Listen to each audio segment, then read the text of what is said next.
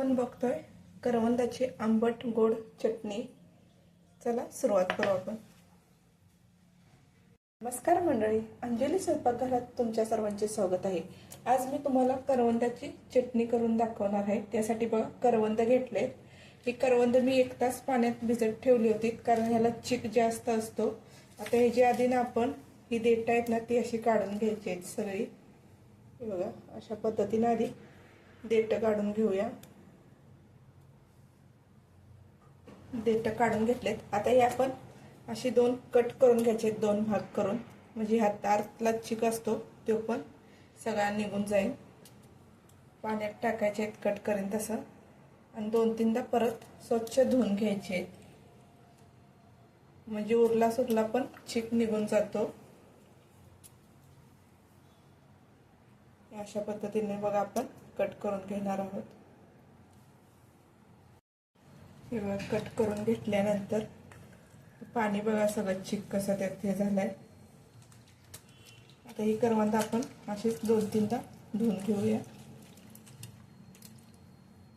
स्वच्छ धुवून घेतलेत। एक मिक्सरचं भांडं घ्यायचं, त्यात ही करवंद टाकायची। त्यात बघा त्यात लसणाचा कांदा एक मी सोलून घेतलाय तो घ्यायचा, लसणाच्या पाकळ्या, जिरे अर्धा चमचा, कोथिंबीर,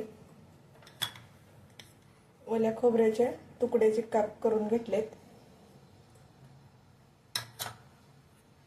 3 हिरव्या मिरच्या घेतलेत, आल्याचा 1 तुकडा घेतलाय। हिरवी मिरची कमी जास्त तिखट तुमच्या आवडीनुसार करू शकता सा। आता ही चटणी आंबट गोड अशी छान लागते म्हणून गुळाचा 1 तुकडा आणि मीठ चवीनुसार।